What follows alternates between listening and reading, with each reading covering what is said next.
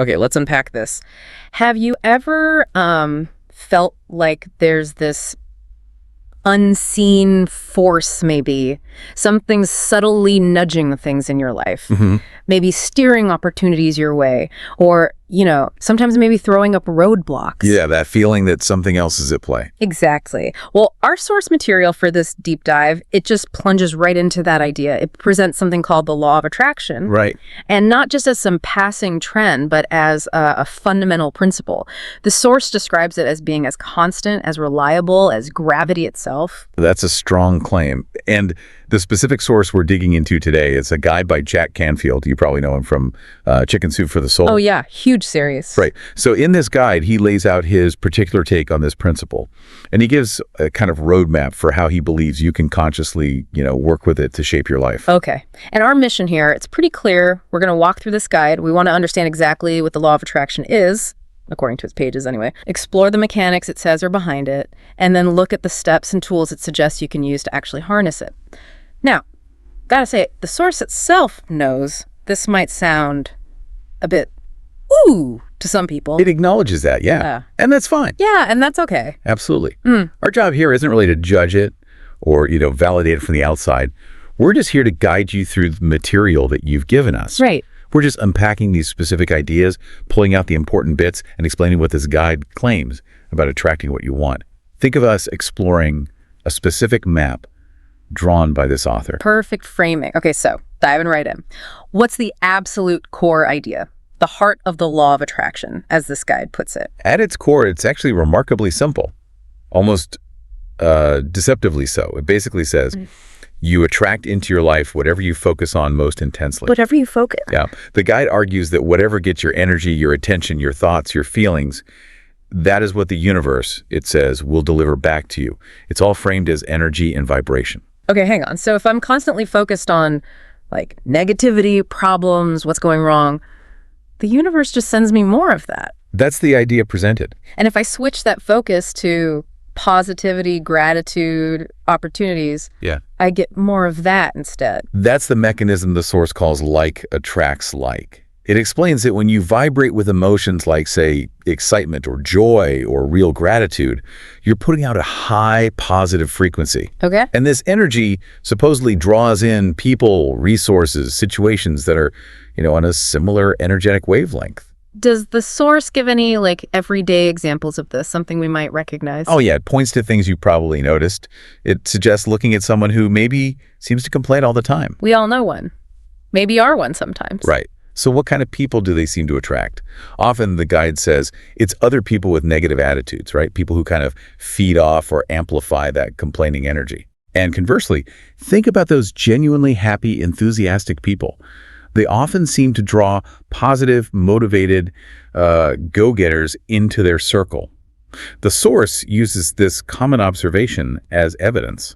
Yeah, that makes a certain kind of intuitive sense just on a psychological level, doesn't it? People respond to how you act. It is. But the source is saying it's much bigger than just, how people react to you. It's about universal energy. Precisely. And here's where the guide adds what it sees as a really crucial point. The universe itself, it's depicted as being totally neutral. Neutral? How so? It doesn't care if the energy you're sending out is good or bad in a moral sense. Yes. It doesn't judge your vibration as positive or negative. It just responds perfectly to whatever frequency you're transmitting. So it's not about being good enough or worthy in the way we usually think about it. It's more like a mirror. Whatever you send out bounces back. That's the core premise in this guide, yeah.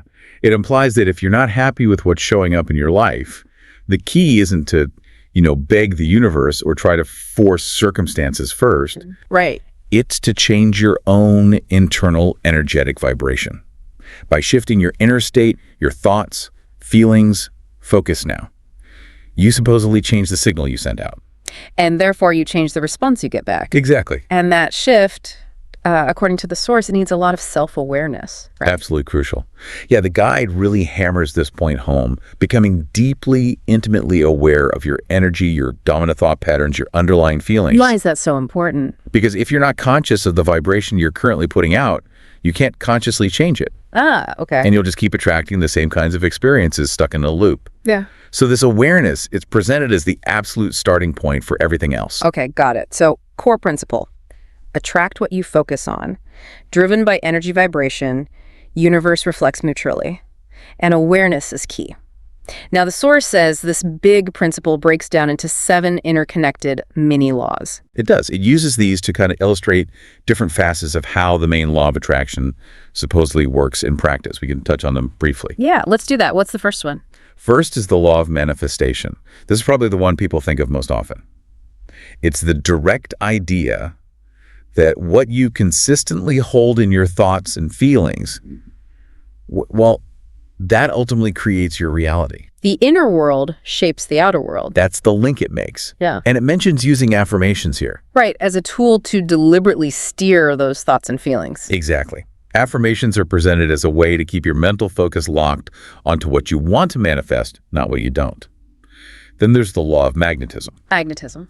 This really doubles down on the attracts like thing. Yeah. It basically states that everything currently in your life, the good, the bad, the ugly, is there because you, on some vibrational level, are a match for it. Wow. You attract who and what you are, energetically speaking. That's a really powerful way to reframe things. Suggests your current situation isn't just random, but a reflection. What's principle number 3? That's the law of unwavering desire.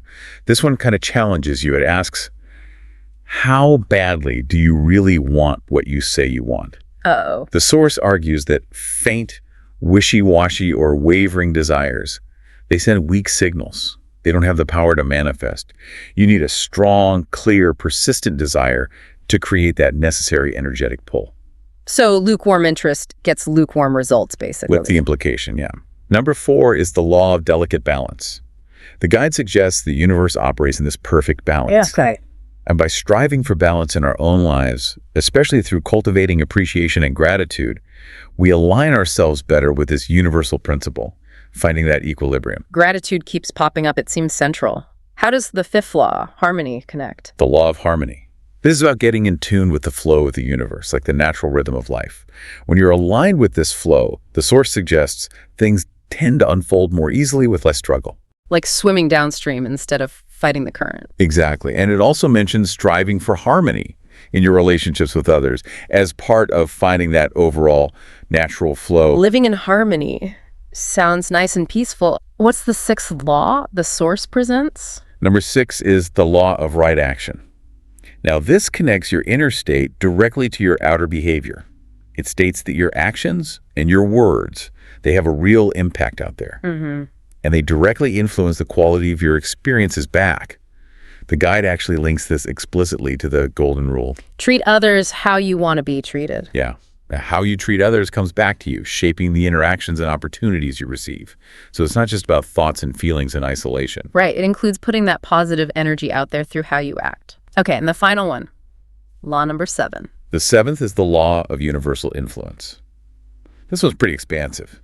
It posits that every single one of us is interconnected, part of this huge universal fabric. Yep. And therefore, every thought, every feeling, every action we take sends ripples out through the entire universe. Our personal energy isn't just contained within us, it contributes to the collective energy. Whoa. Understanding that impact, the source says, really underscores why it's so important to consciously manage your own vibration. And it points towards how you manifest your dreams. That's a big idea, your personal energy affecting the whole universe. Yeah. Okay, so we've got the core idea, the energy aspect, the neutral universe, the need for awareness, and these 7 principles elaborating on it.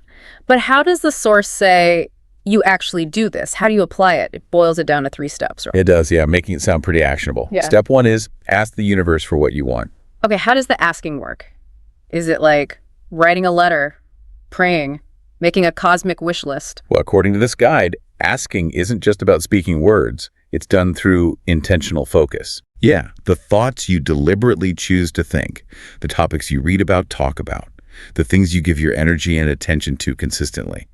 The source emphasizes that everything you focus on is essentially you placing an order with the universe for more of that same thing. Okay, so focus is the asking. And a crucial part of this, it says, is clarity. You have to be specific.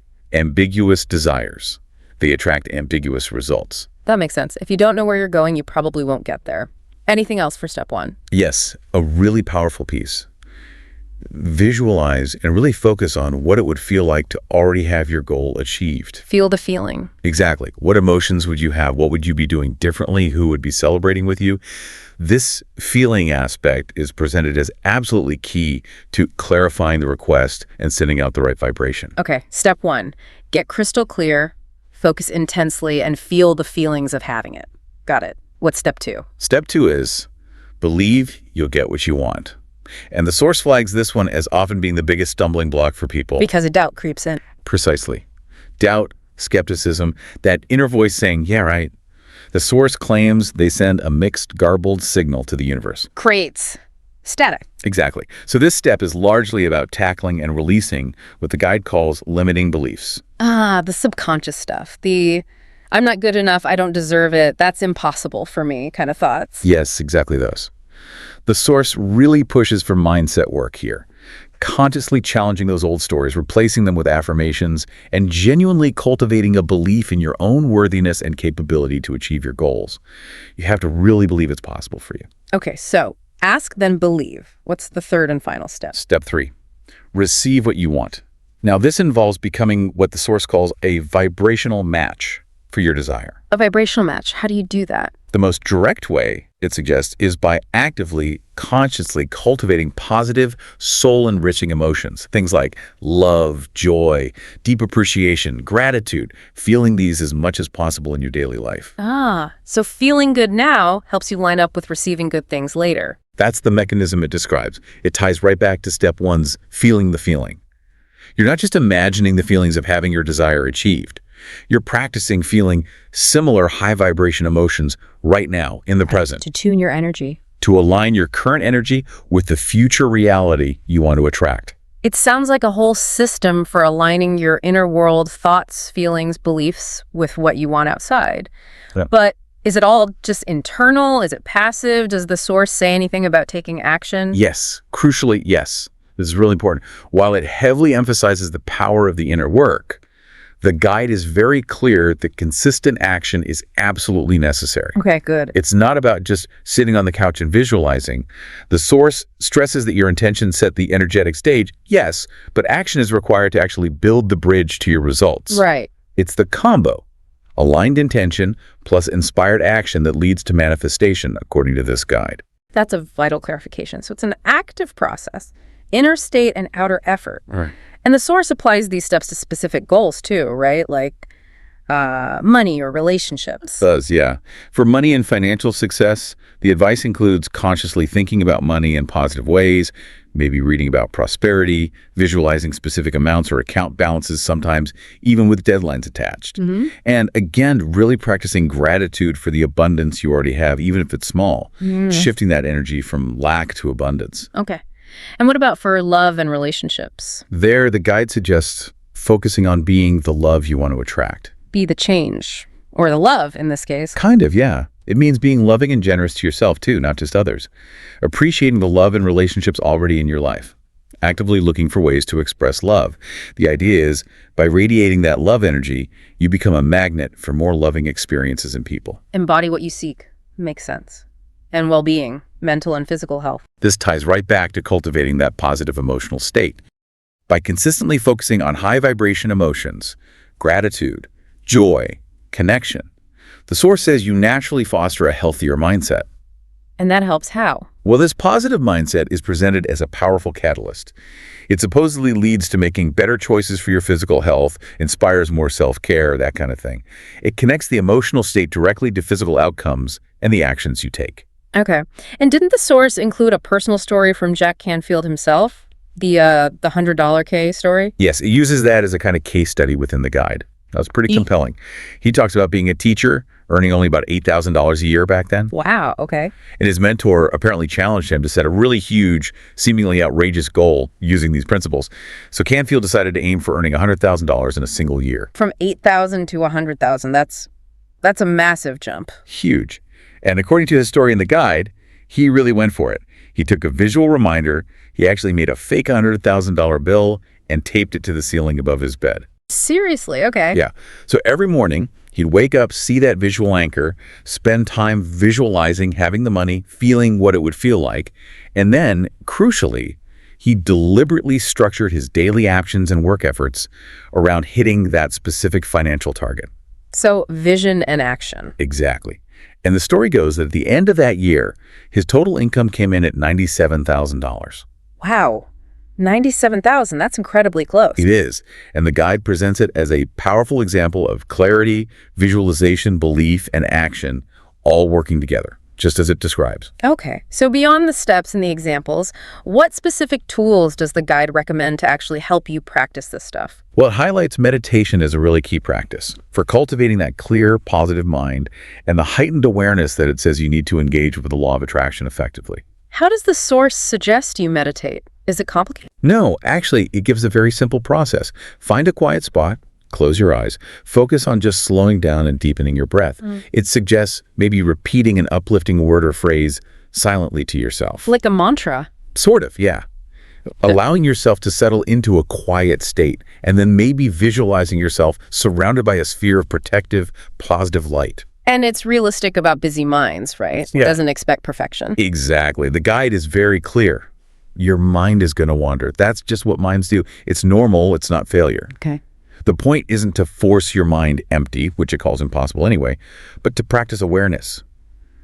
When you notice your thoughts drifting, especially if they go negative or unhelpful, you just notice them. No judgment. Gently let them go and bring your focus back to the breath or the word or the light. Consistent practice, it argues, helps clear out the mental clutter and really strengthens your ability to direct your focus and energy where you want it to go. So meditation builds the foundation, awareness, and focus. What other tools get mentioned again in the guide? It definitely reinforces using positive affirmations regularly as a way to keep redirecting your thoughts and energy towards your goals. Vision boards are highlighted too as a powerful visual tool. Helps you clarify your vision, keeps your desires right there in front of you, makes them feel more tangible, reinforces your focus. Like that $100 K bill on the ceiling. Exactly. Yeah. And like we said before, clarifying your goals precisely. That's presented as a non-negotiable tool. The source insists vagueness just doesn't cut it. Okay, so it feels like a pretty complete system in the guide. Mindset, emotions, belief, visualization, specific practices like meditation, and importantly, action. And it tries to ground these ideas by showing they're not totally new, right? They echo through history. It does include a section with quotes from various historical figures, philosophers, teachers, the idea being to suggest that these core concepts about thought and intention, they're not just modern self-help ideas. They have roots in older wisdom traditions. Like who? Who does it quote? Oh, people like the Roman Emperor Marcus Aurelius. It quotes him saying something like, "The universe is change. Our life is what our thoughts make it." Wow, okay. That fits perfectly with the idea that your inner state shapes your reality. Who else? Let's see, it includes Buddha. All that we are is the result of what we have thought. Napoleon Hill, from Think and Grow Rich. What the mind of man can conceive and believe, the mind of man can achieve. Another classic. Right, and Ralph Waldo Emerson. Once you make a decision, the universe conspires to make it happen. These definitely resonate with the guide's main points: power of thought, belief, the universe responding. They really do. And it also pulls in quotes attributed to Dr. Robert Schuller, even Albert Einstein, apparently a quote about thoughts influencing the body, Michael Bernard Beckwith, Robert Kiyosaki, Tony Robbins. Quite a mix. Yeah.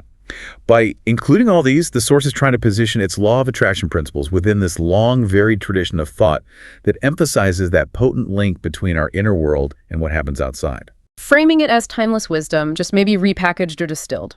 Okay, so drawing everything together from this specific guide, the core idea, the 7 laws, the 3 steps, the examples, tools, history, what are the absolute key takeaways it leaves you with? The actionable stuff. Well, the take action summary really boils it down to a few core directives. First, your thoughts determine your reality. So make it a conscious daily practice to cultivate gratitude and actively focus on what's good and positive in your life. Shift your focus, shift your life. Yep. Simple but powerful. Second, dream big. Because according to the source, the universe responds powerfully to the energy behind big, exciting dreams. Don't sell yourself short. Don't play small with your requests. Got it. Third, use positive affirmations consistently. Keep repeating them. To keep your mind, your actions, your energy aligned with your highest goals, it's about engaging your subconscious. Reinforce that belief. Really wire it in. Okay. Fourth, clarify your goals precisely. Get super specific about what you desire. The source argues, again, fuzzy goals get fuzzy results. Clear goals give the universe a clear target. Get specific, get clear results. Makes sense. And finally, number 5, use a vision board as a powerful visual tool. It helps solidify that clarified vision, keeps your goals front and center in your mind, making it easier, the source says, to attract them into your actual experience. Like a visual, tangible anchor for those big, clear, affirmation-backed dreams. Exactly. Those 5 points really capture the guide's final call to action. It presents the law of attraction not as some kind of magic wand, but as a universal principle you can consciously work with. By diligently managing your inner state. And taking aligned action. Right. Okay, well, we've taken quite a deep dive into this specific guide by Jack Canfield. We've explored its definition of the law of attraction, the 7 principles it lays out, the 3-step process it gives for activating it. Looked at examples for different goals, the tools like meditation and vision boards it recommends, and even the historical connections it tries to draw. Yeah, we've really navigated the material as it was presented, sticking to its claims, its explanations, trying to understand its particular viewpoint on how this universal principle supposedly works. And we've seen that, as described in this source, it's presented as way more than just passive wishing. It seems to involve intense intention, cultivating specific emotions, fostering that unwavering belief. And crucially, taking consistent, inspired action. Can't forget that part. Absolutely. It's laid out as a system where your internal world, your thoughts, feelings, that vibrational energy is the primary creative engine, attracting external experiences that match that inner state. That's the core message of the guide. So maybe to leave you, our listener, with a thought to chew on as you go about your day based purely on this guide's premise. The idea that your thoughts and feelings create your reality and attract experiences. Just ask yourself, what are the dominant thoughts and feelings you're cultivating right now, in this moment and throughout your day? And if this source is onto something, what might they be attracting into your life?